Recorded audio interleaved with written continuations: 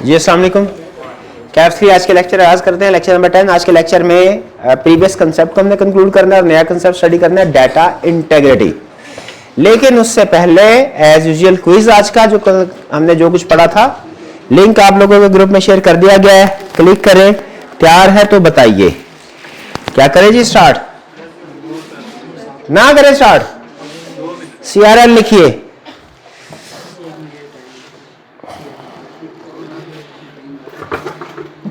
दस सेकंड का टाइम है आपके पास CRL लिखने के लिए। लिख लिया आपने?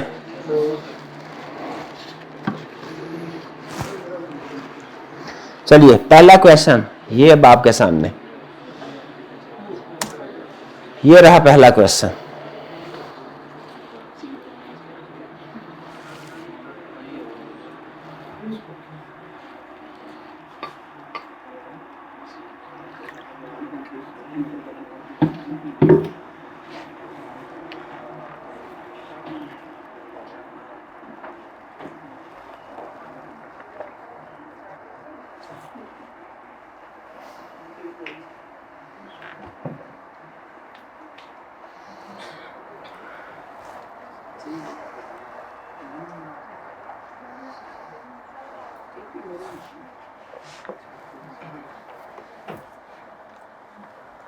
Developer wants to manage billing and inventory without buying physical server. Subscribe, हाँ फिजिकल सर्विस से कहानी खत्म होगी, पता चल गया हमें क्लाउड है। It subscribe to a third party provider for online storage. कौन सी ऑप्शन? क्लाउड। ये हाइब्रिड स्टोरेज कहाँ पे है? यहाँ पे उसने कहीं पे लोकल स्टोरेज की बात की है? कहीं पे कोई नहीं बात की। तो फिर आपको कैसे लगा पता चला कि अंदाजा होगा कि वो लोकल स्टोरेज भी कर रहा होगा? केस के फैक्ट्स को सामने रखते हुए वो नहीं कर रहा।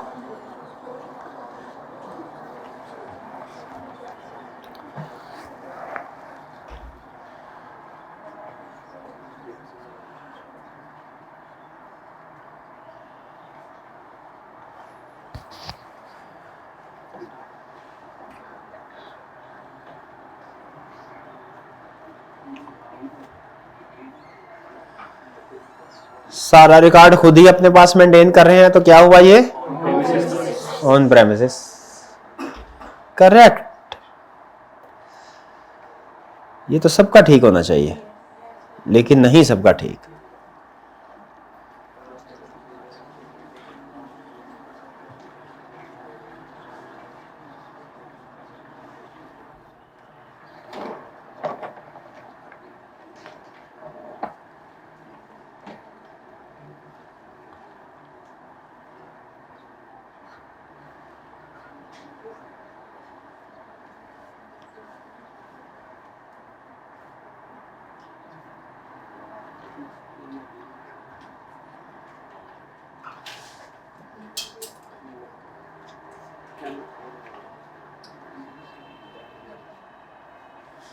जी कौन सा क्लाउड का कैरेक्टरिस्टिक नहीं है?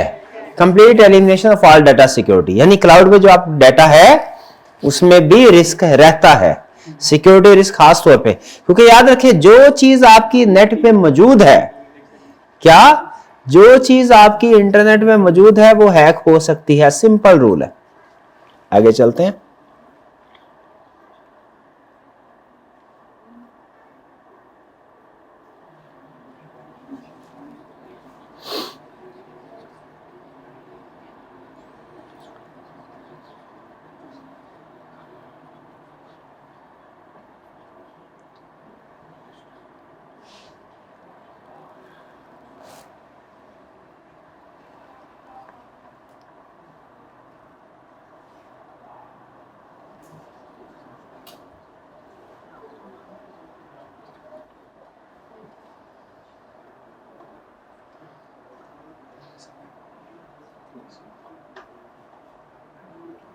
Cloud storage with auto scaling. ठीक है, ये स्केलिंग का कंसेप्ट आपको पता है ना, स्केल अप करना, स्केल डाउन। तो हाँ जी, साइज इंक्रीज या डिक्रीज करना, इसको कहते हैं स्केल अप या स्केल डाउन। तो जो क्लाउड स्टोरेज है वो आसानी के साथ स्केल अप और स्केल डाउन भी हो सकती है। जो ऑन प्रेमिसेस है वो आसानी के साथ स्केल अप नहीं, डाउन नहीं हो सकती, क्योंकि वो परमानेंट डिसीजन होता है जो हमारा ऑन प्रेमिस है। क्लाउड वाला आप आरजी तौर पे भी इंक्रीज डिक्रीज कर सकते हैं।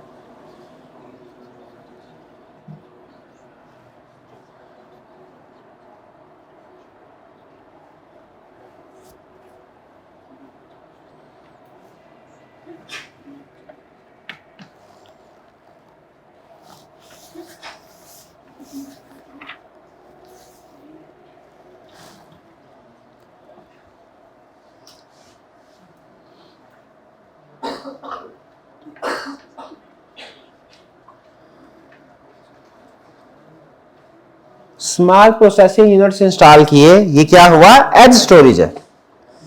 जब कभी डाटा सोर्स के करीब प्रोसेस होगा, किसके करीब, सोर्स के करीब प्रोसेस होगा, इसे क्या बोलेंगे, एज। और सोर्स से क्या मुराद है, वो जगह, वो पॉइंट जहां पे इंफॉर्मेशन जनरेट हो रही है वहां से। जैसे कल मैंने आपको टोल प्लाजा वाली एग्जांपल दी थी कि बजाय ये कि मेन ऑफिस में डिसाइड हो रहा हो कि गाड़ी चोरी किया कि नहीं, टोल प्लाजा पे ही सारी प्रोसेसिंग हो जानी चाहिए। उसी तरीके से इस एग्जांपल में भी वो कह रहा है कि वेयर हाउस पे ही डाटा कैप्चर हो रहा है और वेयर हाउस पे ही प्रोसेसिंग हो रही है, सिर्फ समरी हेड ऑफिस आ रही है, तो ये भी क्या है, एज स्टोरेज।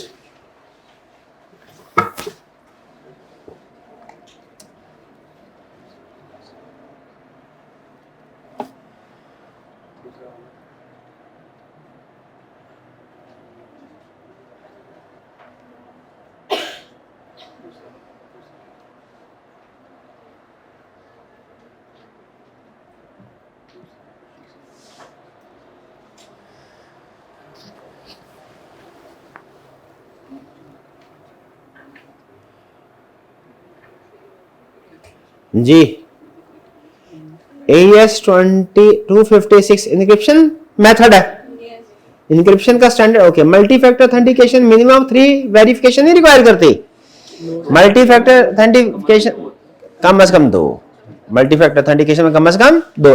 और कौन सी वाले मस्ट है, पासवर्ड इसमें मस्ट होता है 2 मल्टी फैक्टर ऑथेंटिकेशन में। दूसरा मेथड आपकी मर्जी है, ठीक है, वो एसएमएस के जरिए से भी आप कोड ले सकते हैं, वो आप बायोमेट्रिक भी लेवल कर सकते हैं। जी बिल्कुल। तो इसमें करेक्ट ऑप्शन हमारी क्या हुई, फर्स्ट और थर्ड करेक्ट है, सेकंड जो है वो रॉन्ग है। फायरवॉल मॉनिटर करता है नेटवर्क ट्रैफिक को और सस्पिशियस एक्टिविटी को ब्लॉक करता है। और अगर कोई सस्पिशियस फाइल या एंटर हो जाए नेटवर्क के अंदर, फर्ज करें फायरवॉल किसी वक्त नहीं भी काम थका होगा, फॉर एग्जांपल कोई वीकनेस होती है, कोई हैवी वायरस आ भी जाए, तो फिर नेक्स्ट स्टेज में क्या होता है, इंट्रूजन डिटेक्शन सिस्टम वर्क करता है, ठीक है। और नॉर्मली आपने अगर कोई एंटीवायरस इंस्टॉल किया हो लैपटॉप में, तो वो ये दोनों सर्विसेज प्रोवाइड कर रहा होता है आपको, वो फायरवॉल की सर्विस भी प्रोवाइड करता है और इंट्रूजन डिटेक्शन सिस्टम भी। ये क्या है, अरे ये क्या है, ओके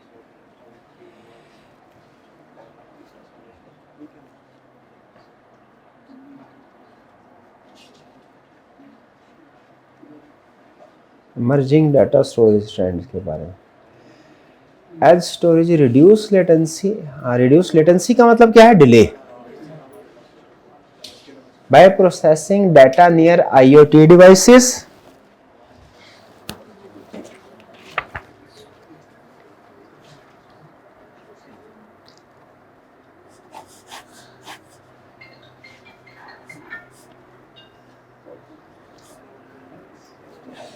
तो क्या edge storage reduces latency by processing data near IoT device, सही कह रहा है। आईओटी डिवाइस क्या होती है, इंटरनेट ऑफ थिंग, यानी समझ लीजिए हर वो डिवाइस जिसमें कैपेबिलिटी है कि वो नेट के साथ कनेक्ट हो सकती है, हर वो डिवाइस जिसमें कैपेबिलिटी है जो नेट के साथ कनेक्ट हो सकते हैं, उसे क्या बोलते हैं, इंटरनेट ऑफ थिंग्स। ये सिर्फ आपके मोबाइल नहीं है, स्मार्ट वॉचेस भी कनेक्ट हो सकती हैं। जी बिल्कुल, और भी बहुत सी डिवाइस हर बड़ी डाटा। तो ये ठीक है, data like store only structural data in relational database. तो स्ट्रक्चर क्या, अनस्ट्रक्चर क्या, सेमी स्ट्रक्चर क्या, हर तरह का डाटा है, ये समंदर है, इसमें हर चीज बह जाती है ना। Blockchain based storage provide decentralized tamper proof record. Yes yes yes. तो पहला और दूसरे ठीक, पहला तीसरा ठीक, दूसरी गलत। लास्ट क्वेश्चन,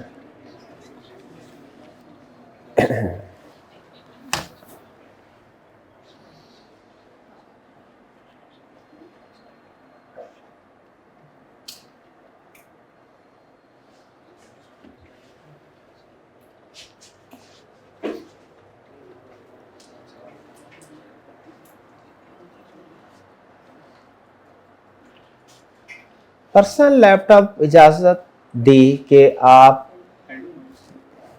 कंपनी का इंफॉर्मेशन सिस्टम पर्सनल लैपटॉप से भी एक्सेस कर सकते हैं। कभी वर्क फ्रॉम होम करना पड़ जाता है ना, तो मजबूरी है, देना पड़ेगा। लेकिन कंपनी के लिए एक प्रॉब्लम भी है वर्क फ्रॉम होम करवाना, क्या कि कंपनी का सिस्टम जब घर वाले कंप्यूटर से एक्सेस हो रहा होगा तो घर वाले कंप्यूटर को भी इतना ही सिक्योर होना चाहिए जितना कंपनी का सिस्टम है, वरना वायरस घर वाले सिस्टम में जाएगा, वहां से नेटवर्क में ट्रेवल करता करता कंपनी में पहुंच जाएगा।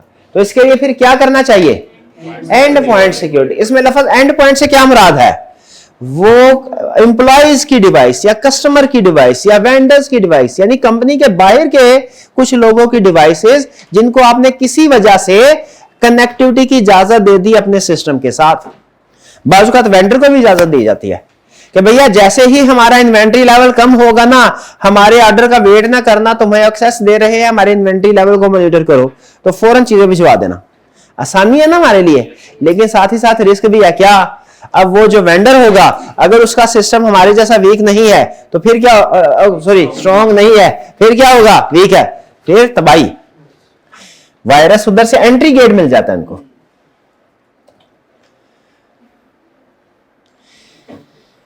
जी, ऑनलाइन वालों की तो आज, अच्छा ये ऑनलाइन वालों की हिम्मत है। ऑनलाइन में अगर किसी पर्सन की 20वीं पोजीशन है ना, तो मेरे ख्याल में उसकी 5वीं पोजीशन है, क्योंकि वो 5 सेकंड के गैप के साथ आप 5 सेकंड पहले दौड़ लगा देते हैं, वो आपके 5 सेकंड बाद दौड़ लगाते हैं, ठीक है, फिर भी टॉप 10 में आ जाते हैं।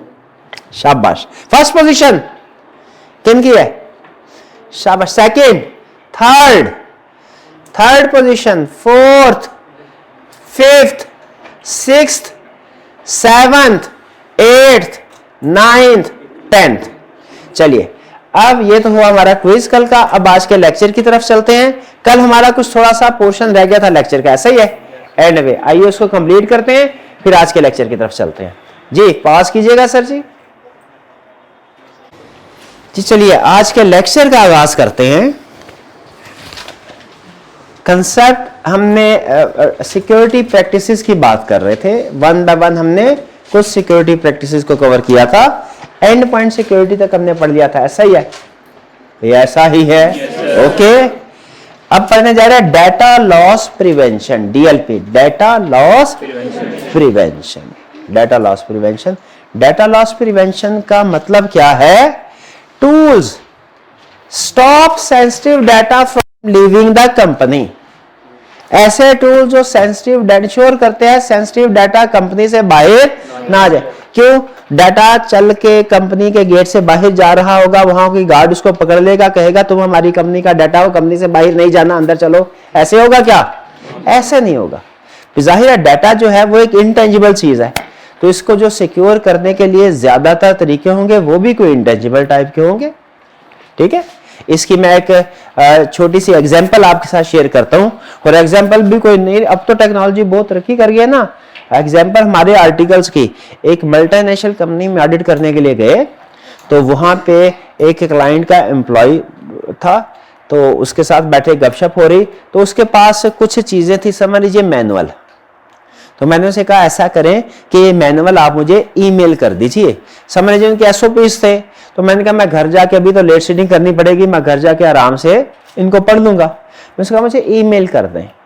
तो कंपनीज के अंदर आपको पता है, हर कंपनी जब आप कोई वेबसाइट बाय करते हैं तो आपको एक डोमेन मिलती है, जैसे icap.org.pk, इसको क्या कहते हैं? डोमेन। क्या कहते हैं? डोमेन।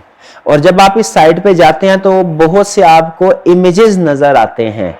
ये इमेजेस आपके हैं रिसोर्सेज। ये इमेजेस कहां पे हैं? ये जिस कंपनी से आप वेबसाइट बाय करते हैं वो आपको होस्टिंग सर्विस प्रोवाइड करती है। जियो समझ लीजिए, जैसे एक घर हम किसी के पास जाते हैं ना, तो वो हमें घर भी देता है और घर के बाहर नाम लिखने के लिए नेम प्लेट भी होती है। तो जो आपका डोमेन होता है ना, ये है नेम प्लेट। लेकिन सिर्फ डोमेन काफी नहीं है, क्योंकि अगर आपके पास होस्टिंग नहीं ना होगी, क्या नहीं होगी? होस्टिंग नहीं होगी, घर नहीं होगा, तो नेम प्लेट का क्या करेंगे? कोई फायदा नहीं है। तो नेम प्लेट के साथ आपको घर भी खरीदना पड़ता है, उसमें कोई चीज रखने के लिए या खुद रहने के लिए। तो डोमेन के साथ होस्टिंग भी आपको बाय करना पड़ती है। तो फिर आपको जब वेबसाइट मिल जाती है तो आपको एक ईमेल आप अपनी कंपनी का बना सकते हैं। जैसे आपने अक्सर देखा होगा कि iCAP की जो ईमेल आती है उसके एंड पे लिखा होता है @icap.org.pk। ये वही एड्रेस होता है तकरीबन जो कि वेबसाइट का है। इससे हमें पता चलता है कि ये इस कंपनी की वेबसाइट है, तो ये ईमेल अगर इस कंपनी की डोमेन से आई है तो ये ऑथेंटिक है। कोई भी ईमेल ऑथेंटिक है कि नहीं आपको कैसे पता चलेगा? एक तरीका है। क्या तरीका है? एक ही तरीका। क्या? आपको उसकी डोमेन को देखना पड़ता है। मैसेज की बॉडी से, मैसेज के कंटेंट से नहीं पता चलता ये ऑथेंटिक है कि नहीं। कहां से पता चलता है? डोमेन से। ठीक है। तो बहरहाल मैं उसे कह रहा था कि आप मुझे ये जो एसओपीज हैं मेरे पर्सनल ईमेल पे, अब मेरा ईमेल तो हॉटमेल का बना हुआ था। अब उसने जब ईमेल करने की कोशिश की तो ईमेल सेंड ही नहीं हुई, मैसेज आ जाता था। उस मैसेज का मतलब क्या था? मैसेज कुछ और था, उसका मतलब ये था कि आप कंपनी का नेटवर्क इस्तेमाल कर रहे हैं, इस नेटवर्क से सिर्फ और सिर्फ कंपनी के ही आईडी को ईमेल हो सकती है और किसी आईडी पे, एक्सटर्नल आईडी पे ईमेल नहीं हो सकती। यानी जिस ईमेल का आईडी @ हॉटमेल वगैरह होता था वो उसको ईमेल सेंड ही नहीं करने देता था। ठीक है। जैसे फर्ज कीजिए वो कोई नेस्ले कंपनी थी तो @nestle.com होगा डोमेन ईमेल एड्रेस में, तो फिर ईमेल फॉरवर्ड होगी, वरना ईमेल ही नहीं थी। ये क्या तरीका था वाला? डाटा लॉस प्रिवेंशन, ताकि कंपनी का कॉन्फिडेंशियल डाटा जो है वो कंपनी के बाहर कभी ना जाए। कंपनी में एक और काम किया जाता है। क्या? हर जो कंप्यूटर होता है ना जिसमें डाटा होता है उसकी यूएसबी जो पोर्ट होती है उसको डिसेबल कर दिया जाता है। यूएसबी पोर्ट को, क्योंकि अब आपके जहन में जो है, मेरे जहन में भी वही आया थे दूसरी चीज। क्या? कि यूएसबी है सर, ये यूएसबी में ट्रांसफर कर दे, ना करें ईमेल, गोली मारे। उन्होंने कहा सर ये यूएसबी पोर्ट तो हमारी डिसेबल हो सकती है, आपको पता है ना। वो फिर यूएसबी डिटेक्ट ही नहीं करता, आप डाटा वहां से ट्रांसफर नहीं कर। तो कंपनी जिनका कॉन्फिडेंशियल सीक्रेट डाटा होता है वो इन तरीकों से इंश्योर करती है कि डाटा कंपनी से बाहर ना आ जाए। आप खुद भी अपने लैपटॉप की, कंप्यूटर की यूएसबी पोर्ट्स को डिसेबल कर सकते हैं बड़ी आसानी के साथ। इस तरह की रिस्ट्रिक्शन लगा सकते हैं। ये कोई मुश्किल काम नहीं। आज से 15-20 साल पहले मुश्किल होता था, अब कुछ भी नहीं है। आप 2 घंटों में सीख सकते हैं। कितनी देर में? 2 घंटों में। मैं कोई तकरीबन 4-5 साल से ये समझता था, मैंने शायद पहले भी बताया था कि वेबसाइट बनाना बड़ा मुश्किल काम है, 2-2.5 साल का कोर्स करना पड़ता होगा। ये इसमें मेरा ख्याल है कि आप मुझे सीखने में लगे 2 घंटे और वेबसाइट बनाने में मुझे लगा तकरीबन 20-25 मिनट बस। तो इसी तरह की जो स्किल्स जो आज से पहले शायद सीखने में महीनों लगते थे, आज से 10-15 साल पहले, अब आपको होता है इतने रिसोर्सेज है, खासतौर पर एआई की वजह से बड़ी आसानी के साथ चीजें सीख लेते हैं। कोई भी क्वेश्चन पूछे तो ये डाटा लॉस प्रिवेंशन समझ आया आपको? ये आगे उसने एग्जांपल भी वही दिया, कॉन्फिडेंशियल ईमेल अटैचमेंट सेंड, इसको ब्लॉक करेगा, कॉन्फिडेंशियल ईमेल को सेंड नहीं करने देगा। डन जी। चलिए आगे चले। Zero trust architecture. क्या? Zero trust architecture. Zero trust architecture क्या है? कि हर किसी पे भी एतबार ना करें। अगर आप चाहते हैं कि जिंदगी में धोखा ना खाएं तो इसका आसान तरीन हल क्या है? किसी पे भी एतबार ना करें, लेकिन एतबार करना पड़ता है। तो जब एतबार करें तो फिर उसके कुछ कंट्रोल्स भी, उसकी ऊपर नजर भी रखनी पड़ती है चीजों के ऊपर। ठीक है। यहां पे क्या बता रहा है? छोटी सी एग्जांपल कह रहा है, आपके घर में एक मेहमान आया, आपने उस मेहमान को अपने घर के अंदर मेन गेट से एंट्री दे दी। ठीक है। साथ कोई गेस्ट रूम है फॉर एग्जांपल, वहां पे आपने उसको बिठा दिया। क्या अब जो आपके घर में मेहमान आ गया है उसे आपके घर के किसी भी रूम में जाने की इजाजत होनी चाहिए? इजाजत होनी चाहिए। जैसे वो आपका दोस्त है, चले घर में आ गया, अब वो आपके दरवाजे पे नॉक कर रहा है, क्या उसे आपके रूम पे, आपका दोस्त है आपके रूम पे, क्या फौरन आने की इजाजत होनी चाहिए? नहीं, पहले ऑथेंटिसिटी होगी। हालांकि वो आपके घर के अंदर आ चुका है, इसका मतलब है वो आपका कोई ना कोई रिलेटिव है या जानने वाला है या इस ट्रस्टवर्दी पर्सन है जो आपके घर। लेकिन इसका ये मतलब भी नहीं है कि जो पर्सन भी घर में आ जाए वो जिस मर्जी रूम में जाके घूमता फिरता रहे, ऐसी बात भी नहीं है। वो घर के जिस रूम में भी जाना चाहेगा उसे पहले इजाजत लेनी पड़ेगी। उस पे इतना ट्रस्ट नहीं किया जाएगा कि एक दफा तुमने लॉगिन पासवर्ड डाल के एक्सेस कर लिया हमारी वेबसाइट के अंदर तो अब तुम जिस कोर्स को चाहो, जिस फोल्डर को चाहो एक्सेस कर सकते हो। नहीं, एक दफा आपने एक्सेस प्रोवाइड कर भी दी तो वो फिर जिस चीज को एक्सेस करना चाहेगा आपके, हर दफा एक्सेस से पहले उसकी वेरिफिकेशन होगी, क्या ये पर्सन इस रोल के साथ इस रिसोर्स को एक्सेस कर सकता है कि नहीं। बताइए, क्या हर दफा जब वो किसी भी फाइल को एक्सेस करना चाहे उसकी वेरिफिकेशन होनी चाहिए कि नहीं, उस रिक्वेस्ट को चेक करना चाहिए, वेरीफाई करना चाहिए कि नहीं करना चाहिए। कि बस एक ही दफा मेन गेट से एंट्री के वक्त, भाई मेन वेबसाइट पे एंटर करते हुए जो यूजर ने पासवर्ड डाल दिया वो काफी है, अब जो मर्जी करता फिर, ऐसा होना चाहिए? नहीं, ये है जीरो ट्रस्ट का कंसेप्ट कि एक दफा कोई पर्सन अगर आपके सिस्टम को उसने एक्सेस कर भी लिया, वो चाहे ऑथोराइज्ड यूजर है, स्टिल वो आपके किसी भी रिसोर्स को अगर एक्सेस करे तो हर दफा चेक करे कि क्या ये आईडी, ये रोल, ये पर्सन इस रिसोर्स को एक्सेस करने की अथॉरिटी रखता है या नहीं रखता। ये क्या हुआ?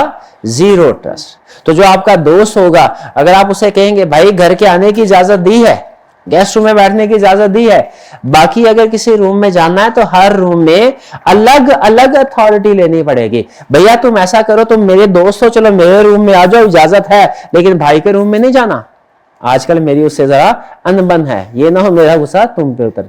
मुझे बताइए, क्या यूनिवर्सल एक्सेस होनी चाहिए कि हर रिसोर्स को एक्सेस करने के लिए अलग अलग? ये क्या है? ये है जीरो ट्रस्ट आर्किटेक्चर।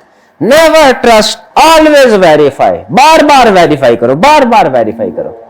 असल में प्रॉब्लम पता है क्या होती है? बात को आती है प्रॉब्लम, आप तो शायद इसको नहीं समझ पाएंगे। हमारे जमाने में इंटरनेट कैफेज होते थे, अब शायद नहीं होते, या अभी भी होते हैं इंटरनेट कैफे। अब तो मोबाइल पे भी, हमारे जमाने में इंटरनेट की एक्सेस जो है ना इतनी कॉमन नहीं थी, तो जिन घरों में नहीं होता था वो टेलीफोन लाइन के जरिए से इंटरनेट एक्सेस करते थे, तो वो इंटरनेट कैफे में जाए। अब इंटरनेट कैफे में प्रॉब्लम ही होती थी, मैंने तो जाके अपना अगर कोई वेबसाइट में लॉग किया है, पासवर्ड किया, किसी वेबसाइट को एक्सेस किया है, तो सम टाइम ऐसा होता था कि वो 1 घंटे के हिसाब से चार्ज करते थे, तो निकलते हुए उसको लॉग आउट करना भूल जाते थे। तो क्या होता था, थोड़ी देर बाद जो दूसरा पर्सन आया ना, वो तो जाहिर है एक किस्म की पब्लिक प्लेस होती थी, दूसरा पर्सन आया, उसको पता होता था इसने कौन सा लॉगिन पासवर्ड डाला है या इसने कौन सी वेबसाइट्स वगैरह को एक्सेस किया, और बाज़ औक़ात वही ओपन होता था, तो वो उससे इंफॉर्मेशन, जो कॉन्फिडेंशियल इंफॉर्मेशन भी ले सकता था। तो इस चीज को रोकने के लिए उन्होंने क्या कंसेप्ट इंट्रोड्यूस करवाया कि हर दफा जब आप थोड़ी देर के बाद अगर वही पर्सन डाटा किसी और चीज को एक्सेस करने लगेगा तो उससे दोबारा यूजर नेम पासवर्ड पूछा जाएगा। इसमें वो पर्सन थोड़ा इरिटेट होता है कि मैं जिस फाइल को ओपन करने लगता हूं दोबारा यूजर नेम पासवर्ड पूछ लेता है, जिस फाइल को ओपन करने दोबारा। लेकिन यही तो जीरो ट्रस्ट का कंसेप्ट है और ये सिक्योरिटी को इंक्रीज करता है। अब जाहिर है आप हर चीज के ऊपर हर तरह के कंट्रोल नहीं लगाएंगे, खुद डिसाइड करेंगे। जो हाईली सेंसिटिव डाटा है उस पर तो आप ये zero trust architecture rule apply करेंगे, दूसरे डाटा पे शायद ना अप्लाई करें। तो आपको ऑप्शन बताई जा रही है, अब किस जगह पे किस हद तक अप्लाई करना है वो आपका काम है। डन जी, ये सिक्योरिटी प्रैक्टिसेस समझ आ गई। और फिर emerging threats and solution. Emerging threats क्या है और इनके सॉल्यूशंस क्या है, थ्रेट्स भी बताएगा और सॉल्यूशन भी। और कौन से इमर्जिंग, इमर्जिंग किसको बोलते हैं? जो आजकल वायरल हो टेक्निक, जो फ्रॉड, जो भी चीज लेटेस्ट हो, इमर्जिंग मींस लेटेस्ट। पहला इमर्जिंग थ्रेट क्या है? ये ऐसे इमर्जिंग तो नहीं है, काफी अरसे से चला आ रहा है लेकिन अभी भी टॉप पे है। क्या? रैंसमवेयर। रैंसमवेयर का मतलब क्या है कि आप किसी टेक्निक के जरिए से किसी दूसरे के कंप्यूटर पे एक्सेस हासिल करें, किसी टेक्निक के जरिए से किसी दूसरे के कंप्यूटर पे एक्सेस हासिल करें और उसका सारा डाटा लॉक कर दें, इनक्रिप्ट कर दें।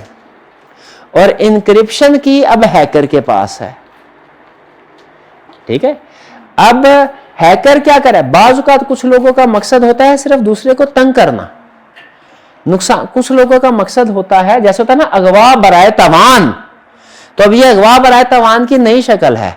ये भी क्या है? डाटा इंक्रिप्शन बराए तावान, किसी दूसरे के डाटा को इंक्रिप्ट कर दिया जाता है, वो उसको एक्सेस नहीं कर पाता। वो कहता है मेरे नोट्स है, अगले महीने मेरा पेपर है, मैंने सारे नोट्स बना के रखे थे, इंक्रिप्ट हो गए। वो कहता है अच्छा 1500 रुपया दो, फिर तुम्हें मैं कोड दूंगा इंक्रिप्शन डिक्रिप्ट करने के लिए, प्राइवेट की दूंगा, फिर अपना डाटा ओपन कर सकते हो। ये है रैंसमवेयर। रैंसमवेयर क्या होता है? रैंसमवेयर है एक मेलवेयर है। मेलवेयर कहते हैं गलत किस्म के सॉफ्टवेयर को, गलत किस्म के सॉफ्टवेयर को जो गलत प्रैक्टिस, मलिशियस प्रैक्टिसेस के लिए यूज किया जाता है। उसके जरिए से डाटा को लॉक कर दिया जाता है और फिर पेमेंट डिमांड की जाती है। जो सबसे कॉमन चीज है ना जो रैंसमवेयर में यूज की जाती है, सबसे कॉमन वो है कि किसी को लिंक भेजा जाता है या इमेज भेजा जाता है।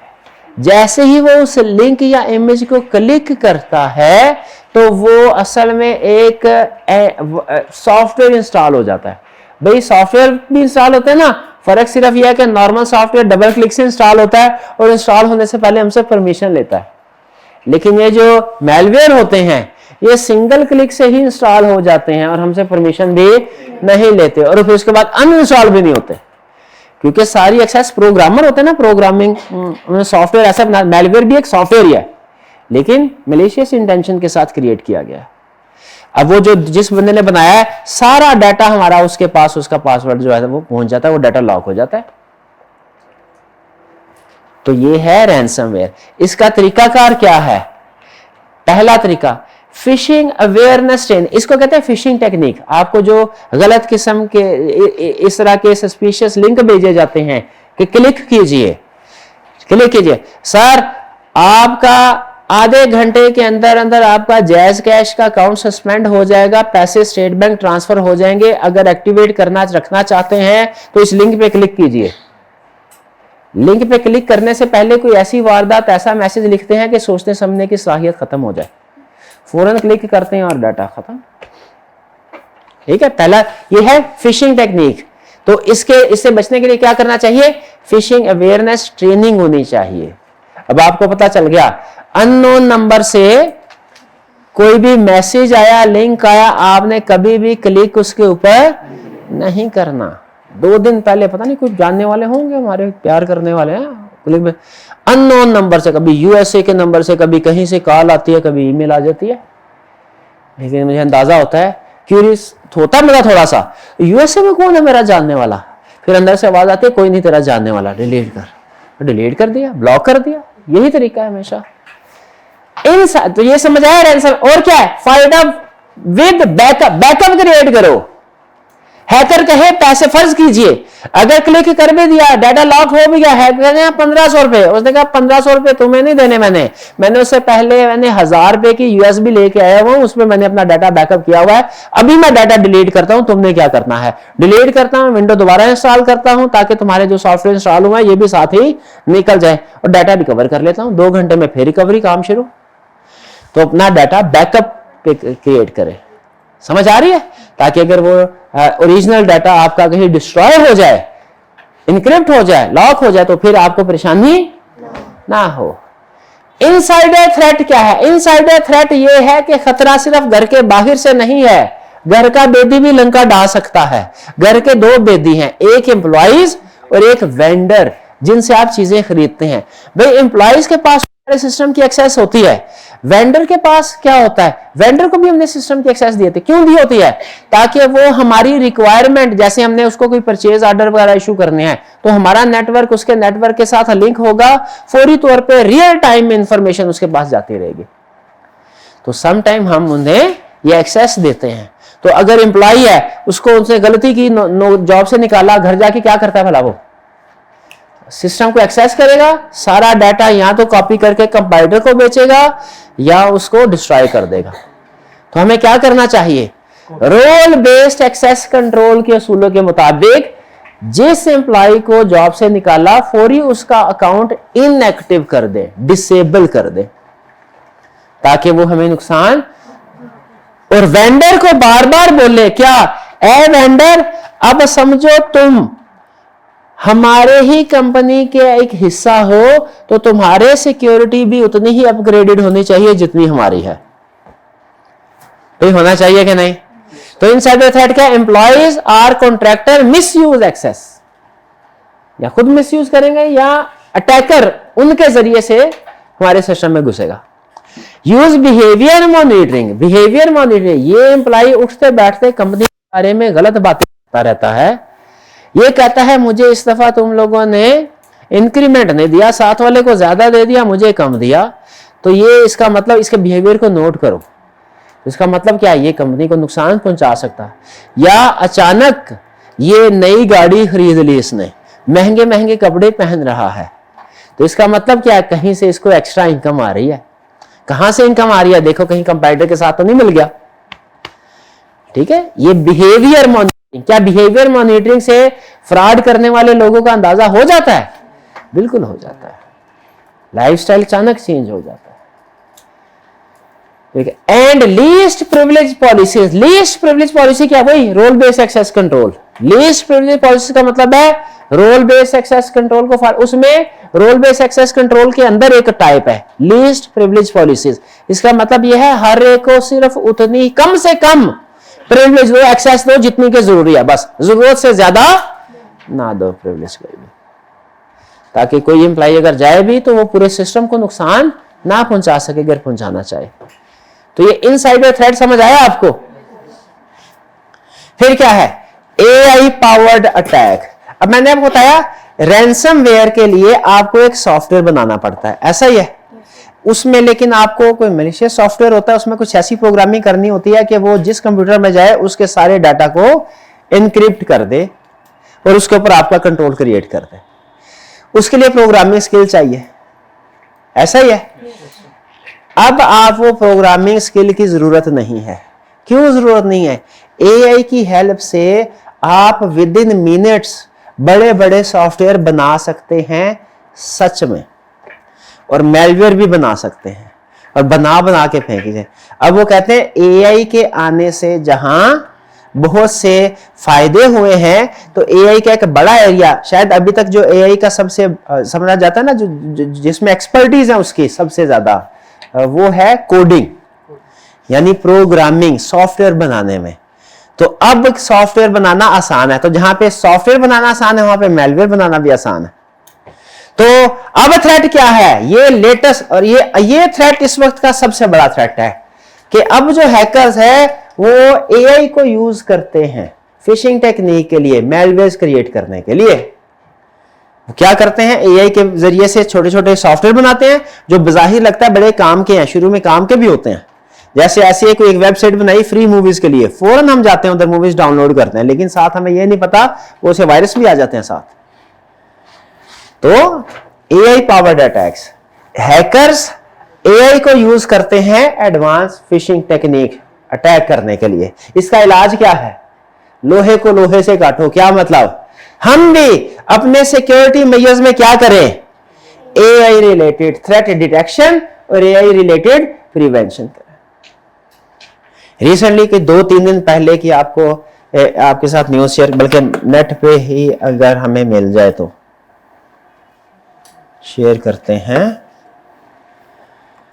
क्लाउड एक एआई बेस्ड कंपनी है, इसने रिसेंटली अपना एक मॉडल क्रिएट किया है, बनाया है, माइथोस, और ये इतना पावरफुल सिस्टम है कि इसने कंपनीज के अंदर, बड़ी बड़ी कंपनीज के अंदर जैसे माइक्रोसॉफ्ट, गूगल, दूसरी बड़ी बड़ी कंपनीज के अंदर उनके सिस्टम में ऐसे फ्लॉज आइडेंटिफाई किए हैं जो 20-20, 25-25 साल हो गए थे, उन कंपनीज को नहीं पता था।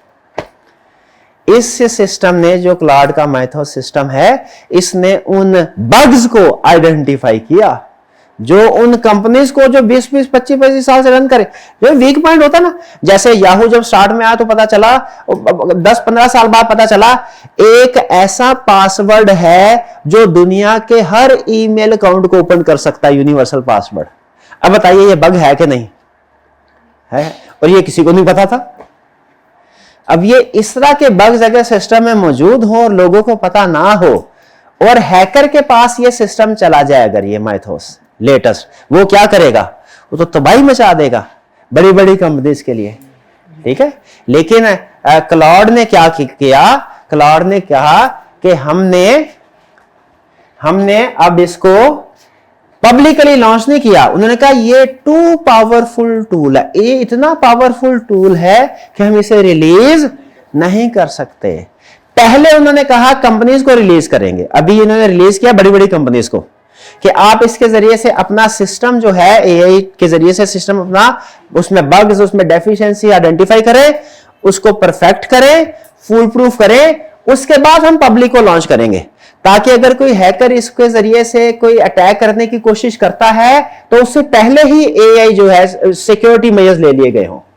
यानी बताना ये चाह रहा हूं, ये एक टूल है माइथोस, इसको अटैक करने के लिए भी यूज किया जा सकता है, इसको अपने एग्जिस्टिंग सिस्टम को इंप्रूव करने के लिए भी यूज किया जा सकता है, ठीक है। तो पहले उन्होंने क्या किया? पहले उन्होंने कहा भैया स्ट्रॉन्ग करने के लिए इसको यूज करो।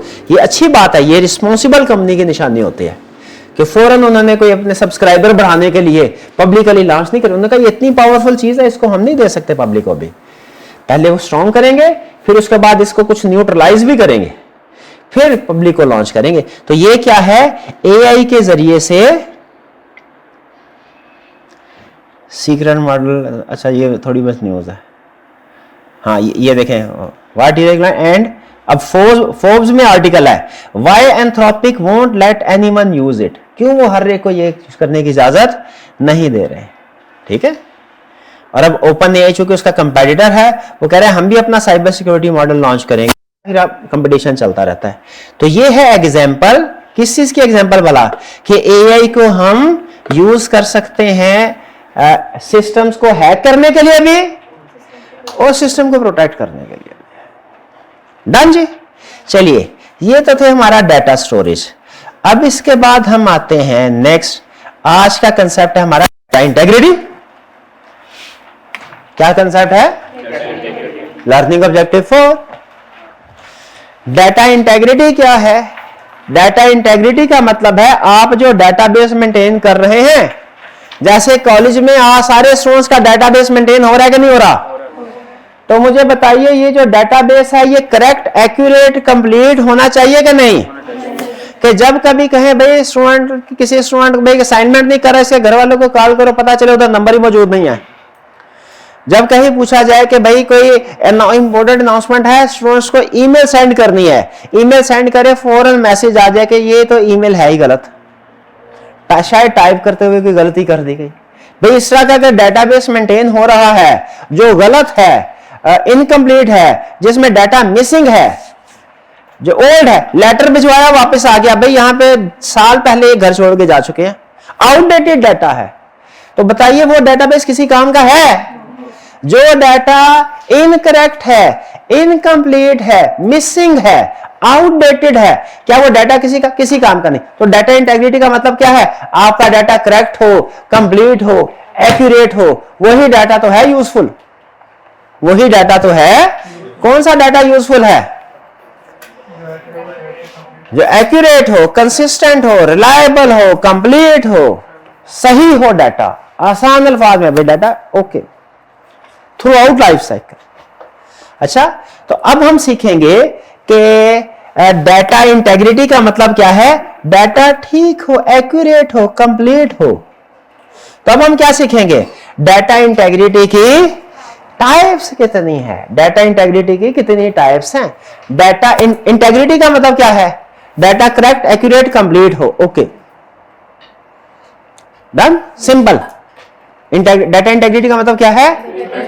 एक्यूरेट, कंप्लीट, रेलिवेंट, कंसिस्टेंट हो। यानी जो भी डाटा क्वालिटीज की खुसूसियात आपने पढ़ी हुई है ना, डाटा वो सारी होंगी तो वो डाटा इंटेग्रिटी है। अब डाटा इंटेग्रिटी की 4 टाइप्स हैं। कौन कौन सी? Physical integrity, logical integrity, entity integrity, referential integrity. कोशिश करें तरतीब से पढ़े, याद करें।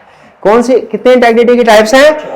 4। Physical integrity, logical integrity, entity integrity, referential integrity. Physical integrity क्या है, नाम से जाहिर है भाई हमारा डाटा, उसको कोई फिजिकल थ्रेट है?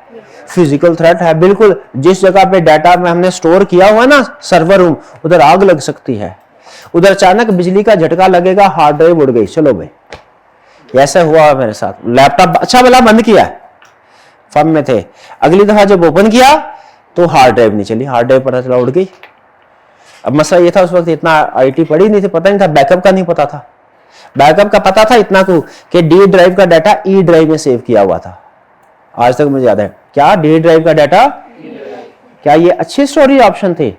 वो ड्राइव उड़ेगी तो दोनों उड़ेगी, बाद में पता चला कि डी ड्राइव उड़ेगी तो ई बाकी नहीं रहती, ई भी उड़ जाती है। तो बैकअप कहाँ रखना चाहिए? ऑफलाइन। उस वक्त क्लाउड सर्विसेज नहीं होती थी, तो ऑफलाइन यानी जो हार्ड ड्राइव एक्सटर्नल ड्राइव होती थी उसमें डाटा सिक्योर, मैंने उधर भी नहीं रखा हुआ था। तो अब जो ऑप्शन आ रही है, अब वो सबक मिला हुआ ना, हालांकि उसके बाद इतना बड़ा इंसिडेंट हुआ नहीं है, लेकिन अवॉइड करने के लिए अब क्लाउड में भी बैकअप रखा हुआ है हमने, और कहां? External drive. तो फिजिकल इंटेग्रिटी का मतलब क्या है? Protect data from hardware failure, जैसे पावर आउटेज, ये फिजिकल है, यानी डाटा को कोई मसला नहीं हुआ, डाटा जिस ड्राइव में था उसको नुकसान पहुंचा। पावर फ्लक्चुएशन से क्या हमारा आईटी इक्विपमेंट जो है वो खराब हो सकता है? बिल्कुल हो सकता है। अगर पावर की वजह से या कोई आग लग जाए फॉर एग्जांपल, या क्या हुआ, पानी आ गया, बाजू का ऐसा बारिश हुई, घर में पानी आ गया, उधर चार्जर कितनी देर के लिए, 1 सेकंड के लिए नहीं गिरा होगा, फौरन मैंने उठा लिया फौरन लैपटॉप का चार्जर 2500। स्टूडेंट था ना, स्टूडेंट लाइफ में इस तरह के मसले होते हैं तो थोड़ा ज्यादा दुखते हैं, याद भी ज्यादा रहते हैं। तो क्या हमारे जिस डिवाइस पे हमारा डाटा है उसको कोई फिजिकली थ्रेट है? बिल्कुल है। तो फिजिकल इंटेग्रिटी का मतलब क्या है? उसे उन फिजिकल थ्रेट से सेव करना है, जैसे फायर से, जैसे इलेक्ट्रिक शॉक से, जैसे वाटर से। फिजिकल इंटेग्रिटी समझ आया? तभी तो डाटा सही रह सकेगा, एक्यूरेट, कंप्लीट, अच्छा डाटा होगा, फिजिकल। दूसरा क्या है? Logical data. लॉजिकल डाटा का मतलब क्या है? कि डाटा को सही रखना है डाटाबेस में वाया कंस्ट्रेंट्स एंड वैलिडेशन। बोले क्या? Via constraints and validation. Constraints and validation का मतलब वो चीजें जो हो, कंस्ट्रेंट्स का मतलब है वो चीजें जो ना हो। लॉजिकल इंटेग्रिटी का मतलब क्या है? जैसे फर्ज कीजिए कि अगर मैं किसी की एग्जांपल दे रहा है, एज टाइप कर रहा हूं, तो मैंने क्या उसमें एक कंस्ट्रेंट क्या रखा? एज भाई नेगेटिव नहीं हो सकती। ये क्या है? कंस्ट्रेंट। एज क्या है? नेगेटिव नहीं हो सकती। क्या किसी की एज -10 हो सकती है? नहीं हो सकती, ये कंस्ट्रेंट। अगर मैं -10 करूंगा तो इसका मतलब क्या है? कि गलत एंट्री हो रही है। हाँ, ठीक है, ये कंस्ट्रेंट है। या वैलिडेशन भी इसी के वो पॉजिटिव सेंस में कि क्या चीज नहीं होनी चाहिए और क्या चीज होनी चाहिए। जैसे अगर किसी का मोबाइल नंबर है, उसमें एबीसी नहीं होनी चाहिए, अल्फाबेट नहीं होना चाहिए, कंस्ट्रेंट। नंबर होना चाहिए, वैलिडेशन। क्या इस तरह के कंस्ट्रेंट्स एंड वैलिडेशन से डाटा इंटेग्रिटी इंश्योर होगी कि जो मोबाइल नंबर का कॉलम है उसमें मोबाइल नंबर ही आएगा, उसमें नाम नहीं आ जाएगा, एड्रेस नहीं आ जाएगा। और क्या है? जैसे मोबाइल नंबर है फॉर एग्जांपल, तो उसमें कितने डिजिट्स होने चाहिए? उसमें 11 डिजिट्स होने चाहिए। 0900786001 है टेलीफोन, हमारे समझ में होती थी एक सर्विस, आपको नहीं पता होगा इसका। तो मोबाइल में कितने मोबाइल नंबर एंटर करेंगे आप डेटाबेस में, कितने डिजिट्स होते हैं? 11, 4 0300 वाले और 7 आगे दूसरे वाले। अगर 10 डिजिट्स हैं या 12 डिजिट्स है, इसका मतलब क्या है? मोबाइल। तो ये उसी वक्त डेटाबेस में कंस्ट्रेंट या वैलिडेशन होनी चाहिए ना, जब डाटा एंट्री कर रहे हो। बाद में पता चला ये तो 10 डिजिट है, हो ही नहीं रहा, हो ही ना। मुझे आज तक याद है, वो एक दोस्त से मैंने पूछा, भाई अपना नंबर बताओ, तो उसने कहा जैसे ऐसे 0300 ऐसे 030045 मैंने कहा 030045 723। और ये तो नंबर ही पूरे नहीं हो रहे, और ये नंबर मतलब मैंने लिख भी लिया, उसके बाद जब कॉल करूं नंबर ना मिले। मैं फिजिकली उसके घर गया, मैंने कहा ये कौन सा नंबर तूने, कहता ये तो मैंने नंबर लिखवाया नहीं। मैंने कहा यही लिखवाया। कहता मैंने तो लिखवाया था 030045 ये लिखवाया था। मैं कहा था भाई 720 तो बाज़ बात ऐसी गलती हो जाती है। अगर मैंने वैलिडेशन या कंस्ट्रेंट उस वक्त डाटा एंट्री के वक्त अप्लाई किया होता, मुझे इस वक्त पता चल जाता भाई ये कहीं पे कुछ गलती है, क्योंकि यहां पे तो 7 डिजिट होते हैं, ये 5 आ रहे हैं। समझ रहे? तो क्या इस तरह का डाटा हमें कंस्ट्रेंट अप्लाई करने चाहिए? बिल्कुल। नेम कोई भी फील्ड है वो ब्लैंक नहीं होनी चाहिए। यानी इसका मतलब क्या, डाटा एंट्री करते हुए हर फील्ड के ऊपर, हर इंफॉर्मेशन के ऊपर कोई ना कोई वैलिडेशन या कंस्ट्रेंट होना चाहिए जो इंश्योर करे कि सिर्फ वैलिड डाटा ही एंटर हो रहा है, जो इनवैलिड इनकरेक्ट डाटा है वो एंटर नहीं हो रहा। जैसे एज नेगेटिव नहीं हो सकती, उसी तरह एज 100 से ज्यादा भी नहीं हो सकती, 150 से ज्यादा भी नहीं हो सकती। नादरा का डाटाबेस एडमिनिस्ट्रेटर जो है वो डाटाबेस में ये लिखेगा कि एज 150 से ज्यादा नहीं, अगर है तो उसका मतलब गलती है। ये ना किसी की एज 25 एंटर करते करते 0 एंटर हो जाए, तो क्या आईडी कार्ड 250 ईयर्स के साथ प्रिंट हो जाना चाहिए? फॉर एग्जाम्पल नहीं होना, क्यों नहीं होना चाहिए? समझ रहे? ये लॉजिकल इंटेग्रिटी। लॉजिकल इंटेग्रिटी का मतलब डाटा एंट्री में जो डाटा की वैल्यूज हैं उससे है, फिजिकल से नहीं है। किससे है? वैल्यूज से। वैल्यूज ठीक होनी चाहिए। इसमें मुख्तलिफ लग सकते, जैसे हम एक लगाते हैं कंस्ट्रेंट, जब कॉलेज की पे रोल बन रही होती है ना, उस वक्त एक कंस्ट्रेंट लगाते हैं कि मिनिमम सैलरी गवर्नमेंट ने 38,000 फॉर एग्जाम्पल अगर रखी हुई है, तो 38,000 से कम नहीं होनी चाहिए किसी की सैलरी, और 200,000 से ज्यादा नहीं होनी चाहिए फॉर एग्जाम्पल, क्योंकि मैक्सिमम सैलरी फॉर एग्जाम्पल 200,000 या जहां तक जाती है 200,000 तक। तो इसका मतलब अगर वो पेरोल प्रिपेयर करने वाला कभी किसी की 100,000 सैलरी है, इंसान है, गलती हो सकती है, 1 0 एक्स्ट्रा पंच कर दिया, अगर लॉजिकल इंटेग्रिटी नहीं है तो क्या होगा? वो चेक प्रोसेस हो जाएगा। अगर लॉजिकल इंटेग्रिटी है तो चूंकि उसमें रिस्ट्रिक्शन लगाई होगी, कंस्ट्रेंट लिया, तो वो फौरन मैसेज कर देगा सर ये तो रेंज से बाहर जा रहा है, कोई गड़बड़ है, दोबारा चेक करें। ये समझे लॉजिकल इंटेग्रिटी? यानी डाटा एंट्री करते हुए डाटा की वैल्यूज करेक्ट हो। ये जिस जगह पे डाटा स्टोर कर रहे हैं उसे कोई खतरा ना हो फिजिकल एनवायरनमेंट से। ये क्या है? जो डाटा एंटर कर रहे हैं वो data accurate complete. Entity integrity क्या है?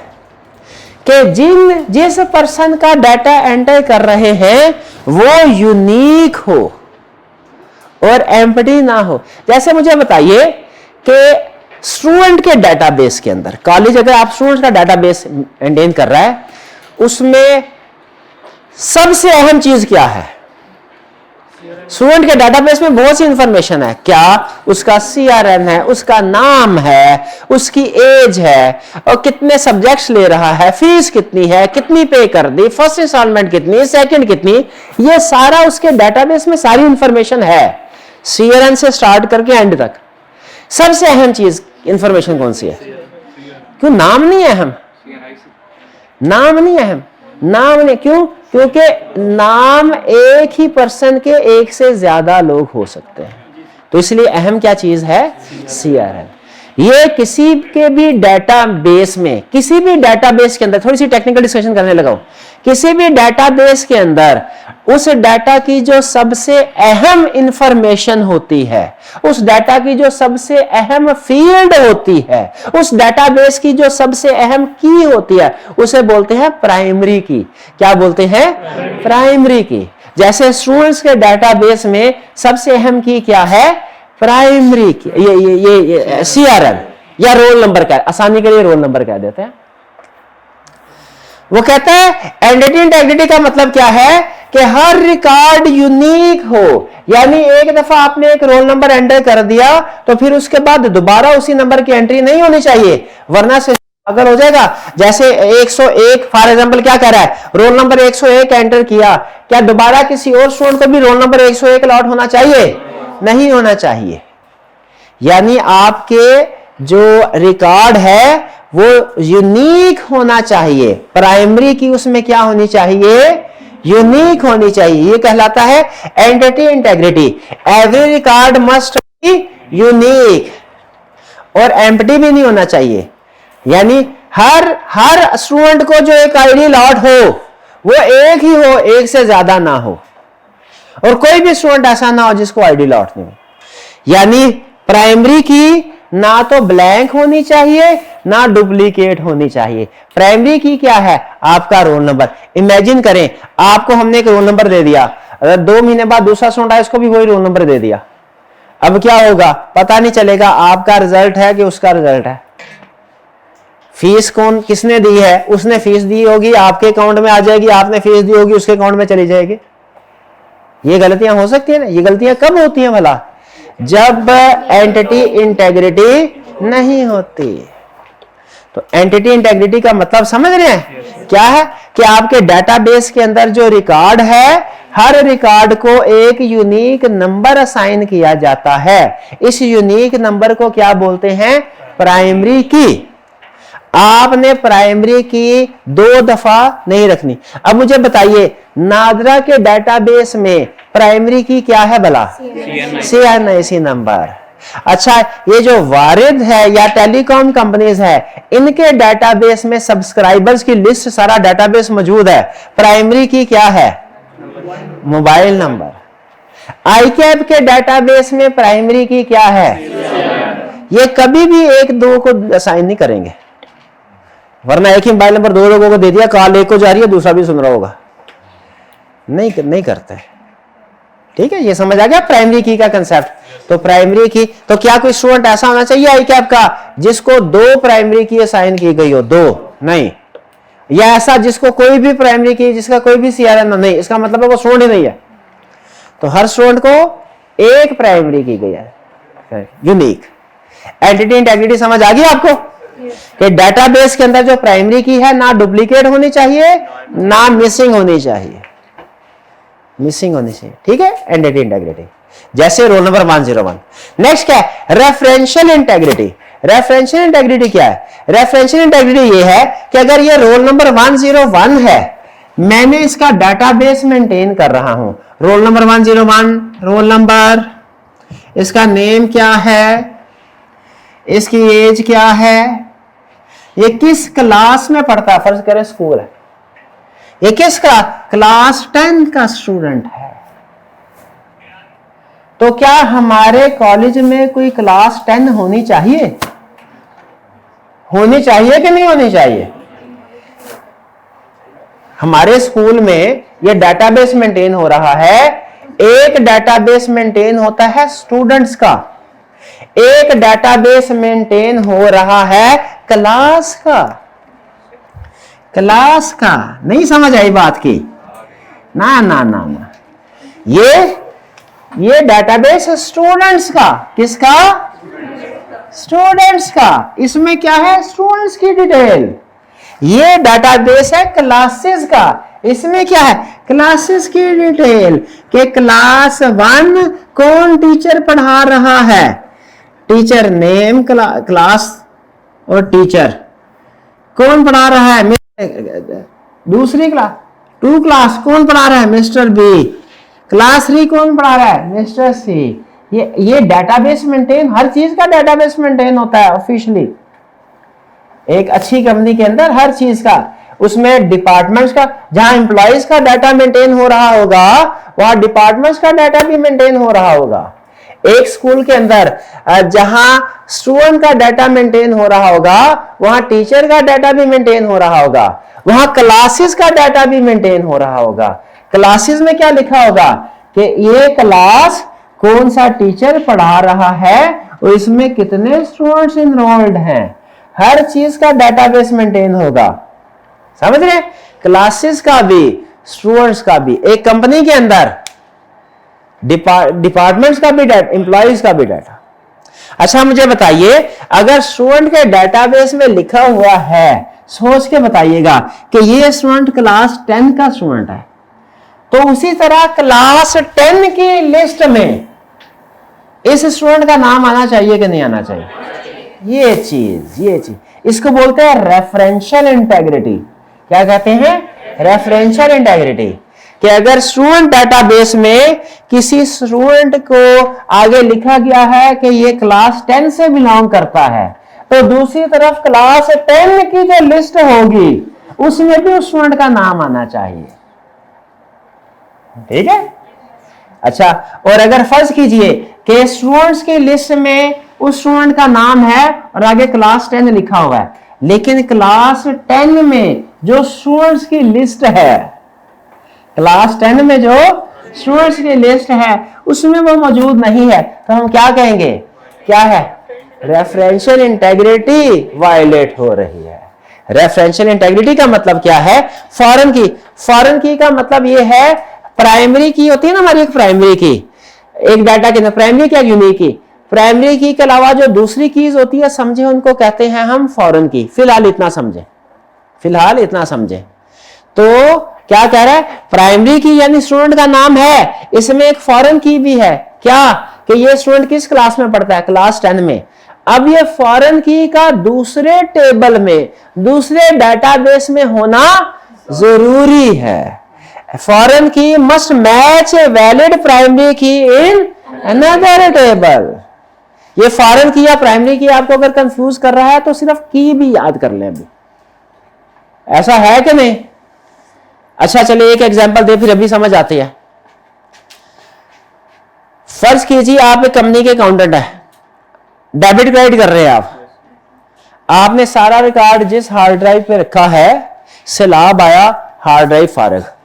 कौन से वाली इंटेग्रिटी वायलेट हुई? Physical integrity. शाबाश।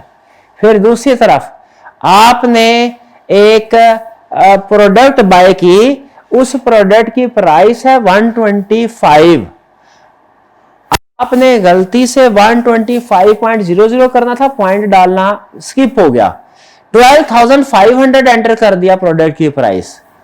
ये कौन सी वाली इंटेग्रिटी है? Logical integrity. फिर आपने परचेज, हर टी काउंट को एक नंबर असाइन किया हुआ था। भाई सेल्स का कोड नंबर है 30, परचेजेस 31, एक्सपेंसेस का 32। आपने क्या किया? गलती से परचेजेस और सेल्स दोनों को एक ही कोड दे दिया, 30। अब बताइए क्या है? Entity integrity. अब अगर आप कोई एंट्री करेंगे तो या तो वो दोनों अकाउंट में जाएगी एट द सेम टाइम, या किसी में भी नहीं जाएगी। Entity integrity. अच्छा, आपने किया क्रेडिट सेल टू डेटर्स, तो एंट्री क्या होती है? Debtors debit, sales credit. इधर आपने सेल्स क्रेडिट कर दी और दूसरी तरफ किसी डेटर के अकाउंट में ये एंट्री शो नहीं हो रही। गैस करें, हालांकि ये एंट्री जो सेल्स की एंट्री है, अगर ये सेल्स के डेटाबेस में आनी चाहिए तो दूसरी तरफ डेटर्स के डेटाबेस में भी आनी चाहिए। अब ये सेल्स के डेटाबेस में तो शो हो रहा है कि मिस्टर ए को सेल किया है, और लेकिन मिस्टर ए के टी अकाउंट में शो नहीं हो रहा कि सेल की है। तो बताइए, क्या अब यहां पे जो की है, एक डेटाबेस में की जो है, क्या वो दूसरे डेटाबेस के साथ मैच होनी चाहिए कि नहीं होनी चाहिए? अगर डेटाबेस में इंफॉर्मेशन कॉमन है तो एक डेटाबेस की प्राइमरी की दूसरे डेटाबेस की फॉरेन की के साथ मैच होनी चाहिए कि नहीं? यानी हमारे डाटा का पहली एंट्री दूसरे डाटा के साथ मैच हो कि ना हो? बिल्कुल हो। और अगर नहीं होती तो ये क्या होगा? इसको रेफरेंशियल इसीलिए कहते हैं, इसको रिलेशनल भी बाज़ नाम देते हैं, क्योंकि इसमें एक डेटाबेस और दूसरे डेटाबेस को लिंक किया जाता है कि जो डाटा एक दूसरे के साथ कनेक्टेड हो, उसमें जब एक में एंट्री रिफ्लेक्ट हो रही हो, वो रिकॉर्ड दूसरे में भी आ रहा हो। जब दो हमारा डबल एंट्री सिस्टम में यही होता है ना कि एक एंट्री दो जगहों पे रिफ्लेक्ट हो रही होती है। यह है रेफरेंस, एक का रेफरेंस दूसरे के साथ होता है। वो आपने देखा लेजर बनाते हैं तो लेजर फॉलो रेफरेंस आता है, कभी देखा, कभी सिखाया नहीं जाता आपको, लेकिन वो यही होता है कि एक जगह पे एंट्री आ रही है एक रिकॉर्ड में, तो वो दूसरे रिकॉर्ड में भी अपीयर होनी चाहिए। अगर एक प्राइमरी की दूसरे रिकॉर्ड में अपीयर हो रही है डेटाबेस में, तो फिर इसका मतलब ठीक है। इसका मतलब रेफरेंशियल इंटेग्रिटी मौजूद है, और अगर वो दूसरे डाटाबेस में रिफ्लेक्ट नहीं हो रही, रेफरेंशियल इंटेग्रिटी नहीं है। रेफरेंशियल इंटेग्रिटी समझ आया? इसमें सबसे ज्यादा ट्रिकी यही है, लेकिन इसमें एक चीज में रखनी है, आसान हो जाएगा, कि ये है दो डाटाबेस का एक दूसरे के साथ लिंक, इसको रिलेशनल भी कहते हैं। दो डाटाबेस को एक दूसरे के साथ लिंक किया जाता है ताकि वहां पे मौजूद हो। क्लियर हुई है बात? ओके, चलिए। अच्छा, अब अगर फर्ज कीजिए टीचर्स की लिस्ट में टीचर्स भी मौजूद हैं, वो किस किस डिपार्टमेंट में हैं, कौन अकाउंटिंग डिपार्टमेंट का है, कौन फिजिक्स डिपार्टमेंट का, ये भी लिखा हुआ है। अब टीचर डाटाबेस में तो मेरा नाम मौजूद है और उसके आगे लिखा हुआ है केमिस्ट्री डिपार्टमेंट, लेकिन केमिस्ट्री डिपार्टमेंट के अंदर जो लिस्ट ऑफ टीचर मौजूद है उसमें मेरा नाम नहीं है। कौन सी इंटेग्रिटी वायलेट है? रेफरेंशियल। समझ आया? चलिए, अब जरा अगर आप इजाजत दे तो ये भी निपटा लें कि नहीं? हाँ, वो कह रहा है कैसे इंश्योर करेंगे डाटा इंटेग्रिटी को? क्या कह रहा है? डाटा इंटेग्रिटी को कह रहा है मसला को नहीं, डाटा वैलिडेशन। कह रहा है जब डाटा एंटर करो ना, आंखें खोल के देखते रहो, चेक करते रहो, चेक करते कि डाटा सही से एंटर हो रहा है, सही से अपडेट हो रहा है। अगर डाटा किसी दूसरे सोर्स से इंपोर्ट कर रहे हैं तो क्या सही इंपोर्ट कॉपी पेस्ट हुआ है कि नहीं? डाटा वैलिडेशन का मतलब क्या है? डाटा एंट्री करते हुए ध्यान से देखो डाटा सही एंटर हो रहा है, कॉपी हो रहा है कि नहीं। कभी कॉपी करना होता है, कभी एंटर करना होता है। कॉपी करने को इंपोर्ट कर रहा है, ठीक है, डाटा इंटेग्रिटी इंश्योर होगी। फिर कह रहा है ऑडिटिंग एंड मॉनिटरिंग। इसका मतलब क्या है? चलो डाटा एंट्री करने वाले डाटा एंटर कर दिया ना, बाद में कोई सुपरवाइजर डे एंड पे, वीक एंड पे, मंथ एंड पे उसको रिव्यू करे, सुपरवाइज करे कि जितने सारे डाटा एंटर हुए हैं ठीक हुए हैं कि नहीं। यह है ऑडिटिंग। यह है डाटा एंटर करते हुए चेक करना। यह है डाटा एंट्री के बाद रेगुलरली हर हफ्ते हर महीने चेक करना कि रिकॉर्ड सही हुआ कि नहीं। क्योंकि ये अगर फर्ज कीजिए 100 रिकॉर्ड एंटर किए हैं तो हो सकता है 95 ठीक हो, 5 में 2-4 में गलती कर जाए, तो बाद में कोई सीनियर पर्सन भी चेक करना चाहिए कि नहीं? उसको करना चाहिए। जैसे अकाउंटिंग में सिखाते हो कि कैशियर बैंक रिकंसिलिएशन स्टेटमेंट बनाए तो सीएफओ को उसको चेक भी करना चाहिए कि सही बनी है कि नहीं। 2 नंबर रीजन है। एक्सेस कंट्रोल क्या है? हमारे डेटाबेस पे हर एक को एक्सेस नहीं होनी चाहिए, रोल बेस्ड एक्सेस कंट्रोल होना चाहिए। वरना ये ना हो हमारे डेटाबेस पे हर एक को एक्सेस होगी, वो कोई भी आके चेक करता रहेगा। स्टूडेंट को डेटाबेस पे, कॉलेज के डेटाबेस पे एक्सेस दे दी, उसने अपनी फीस के कॉलम के आगे लिख लेना फुल्ली पेड। चलो जी, एक्सेस होनी चाहिए क्या? रोल बेस्ड एक्सेस कंट्रोल हो। स्टूडेंट्स को स्टूडेंट डेटाबेस पे एक्सेस नहीं होनी चाहिए, कॉलेज एडमिनिस्ट्रेशन को होनी चाहिए। वर्जन कंट्रोल का मतलब क्या है कि अगर आपका डेटाबेस, जैसे हम ना गूगल शीट को भी डेटाबेस के लिए यूज करते हैं। भाई डेटाबेस क्या है? आपने अपने डाटा को स्टोर करने के जिस जगह पे भी स्टोर किया वो डेटाबेस है। डेटाबेस क्या है? एक जगह पे, जैसे हम आपके डेली जो कुछ पढ़ाते हैं ना उसका सारा रिकॉर्ड रखते हैं गूगल शीट के ऊपर, ये हमारा डेटाबेस है कैफ3। भाई ये लेक्चर 1 में क्या पढ़ाया, क्या असाइनमेंट दी, 2 में क्या, 3 में क्या, 4 में क्या, ये सारा ये नजर आ रहा है आपको, ये सारा, ठीक है, ये सारा रिकॉर्ड रखा जा रहा है सारा। आज का जैसे वो भी यहाँ पे रिकॉर्ड है, ये कल का है, आज का भी एंटर करना, ठीक है। लेकिन फर्ज कीजिए मैंने यहाँ पे टीएस को भी एक्सेस दी हुई है, यहाँ पे शेयरिंग है, शेयरिंग, यहाँ पे वो टीएस के भी नाम शाम आ जाएंगे, किस किस को एक्सेस, ये देखें सारे टीएस है साथ जो काम करते हैं ये सारे, ठीक है। अगर फर्ज कीजिए मैंने यहाँ पे पढ़ाया कुछ और बाद में टीए ने इधर चेंज कर दिया, डाटाबेस चेंज हो गया, इंटेग्रिटी फारग हो गई, तो मुझे कैसे पता चलेगा कि ये किसने चेंज किया है?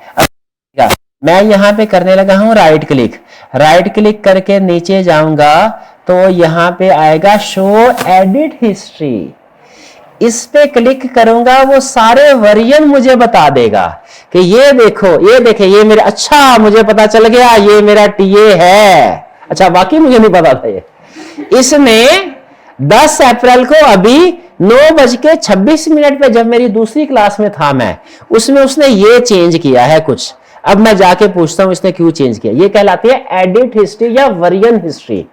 गूगल इसको नाम देता है एडिट हिस्ट्री, कुछ कंपनी इसको नाम देती है वर्जन हिस्ट्री, ये पुराना वर्जन भी है, ये ये पिछला वर्जन, ये देखें जैसे जैसे पीछे जाते जाएंगे ये वर्जन आते जाएंगे, ये मेरा, ये मैंने चेंज किया था, ये मैंने चेंज किया।